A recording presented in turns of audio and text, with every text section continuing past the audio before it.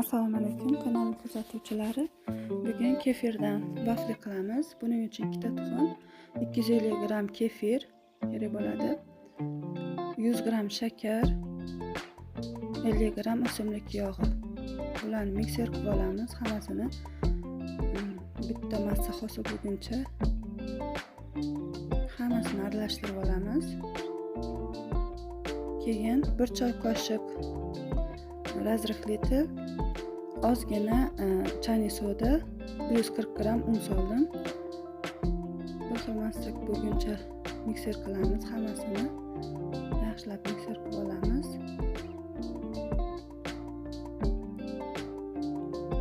Vafli pishirgichimizni qizdirib olib, xamirlarimizni quyib chiqamiz. Kanalimda yangi bo'lsangiz, obuna bo'lib qo'yishni unutmang. Keyingi videolarim sizlar uchun foydali bo'ladi. Mana yashil yonsa, qizib turgan bo'ladi. Shu yashil menda 3 marta yonib o'chdi. Ko'proq vaqtda pisharkan. Har bitta yonib o'chganida qarab turdim. O'zimga yoqqan chiroyli svet chiqquncha 3 marta yonib o'chguncha kutdim. 6-7 minut atrofida pisharkan. Har bitta yonib o'chganda qarab turasizlar. Like va kommentariyalar yozinglar. Savolingizga javob beraman.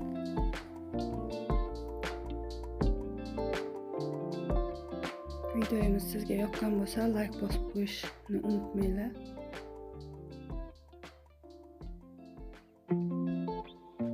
Tayyorlab ko'ringlar.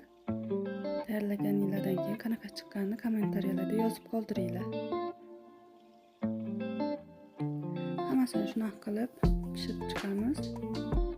Menda shu retsept bo'yicha 10 ta vafli chiqdi.